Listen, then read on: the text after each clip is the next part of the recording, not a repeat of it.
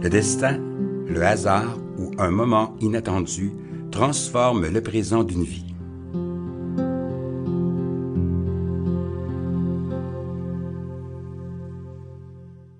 Dans un moment d'épuisement, de surcharge de travail extrême, j'ai pris une journée de congé pour refaire le plein. Il était temps. N'ayant pas de but précis, je me suis laissé voguer à la dérive vers une destination inconnue, direction la campagne. Quelques heures plus tard, je me suis arrêté dans une clairière où l'on entendait un bruit de fond charmant, une rivière qui chantonnait une douce mélodie de calme absolu. J'ai pris une bouteille d'eau et je suis parti pour mon excursion vers l'inconnu. Le silence me faisait un bien fou et déjà je sentais jaillir en moi une énergie enivrante, excitante.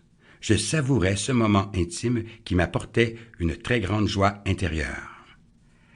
Après avoir marché quelques minutes dans cet environnement verdoyant au parfum printanier, j'ai vu s'étalant devant moi une jolie rivière dont je ne connaissais pas l'existence. Son décor enchanteur était une merveille. J'étais séduit. Des arbres variés, de toutes les tailles, l'enveloppaient comme un épais manteau protecteur.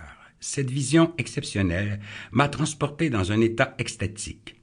Je jubilais. Je me suis allongé de tout mon long sur un gros rocher plat à proximité du cours d'eau, dont des gouttelettes de bruine m'arrosaient délicatement, sans me mouiller pour autant. Sa mélodie m'enchantait et je me laissais bercer par la magie de ce moment unique.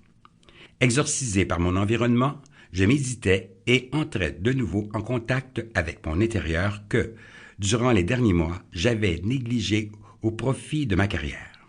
Cette paix, en communion avec le silence de l'environnement, me détendait. Je savourais cette chance. La méditation m'a permis de faire le vide de mes pensées et de retrouver mon moi intérieur. J'étais dans un état de béatitude extrême. Pendant un long moment, je suis resté dans le vide conscient, le corps léger. Seul le murmure de la rivière m'accompagnait et m'enveloppait comme une grosse couette en duvet dont la douceur me faisait du bien.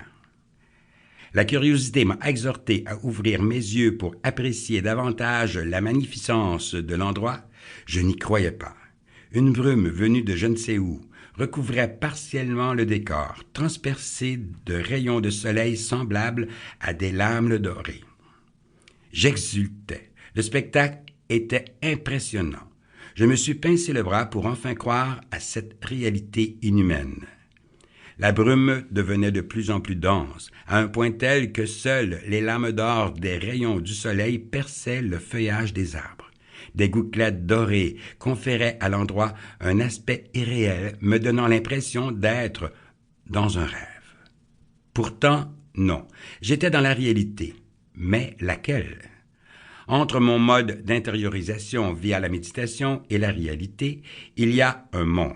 À un certain moment, j'ai cru que je faisais de la téléportation. Pure folie, me suis-je dit. C'est impossible. Et pourtant, cette mutation de la réalité stimulait ma curiosité de me laisser aller dans cette expérience inoffensive et bienfaisante. Je ne savais pas à quoi m'attendre et je ne m'inquiétais pas pour autant. J'étais tellement bien. Je ne pensais pas au présent de ma vie ni au futur. C'était le vide total avec moi-même. Un de ces rares moments, ai-je songé, qui nous sont accordés pour faire le plein. J'ai pensé que ça pouvait être un voyage astral. Je n'en savais rien, jamais j'en ai fait. Mais qu'est-ce que ça pouvait bien être d'autre? Comment expliquer un tel état d'âme ou d'esprit? Pas de téléportation, pas de voyage astral. Alors, qu'est-ce que c'était? Je me suis recouché sur le rocher dans l'espoir de faire le vide de nouveau et surtout de retrouver ma réalité qui s'était volatilisée dans une farandole de pensées plus folles les unes que les autres. Je respirais à fond, j'expirais très lentement, à répétition, et je continuerais ainsi tant que je n'aurais pas retrouvé mon mode de fonctionnement normal. C'était inutile.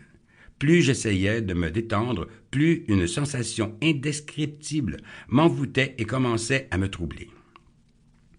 Ne connaissant pas ni l'angoisse, ni l'anxiété, je ne pouvais conclure que c'était de cela qu'il s'agissait.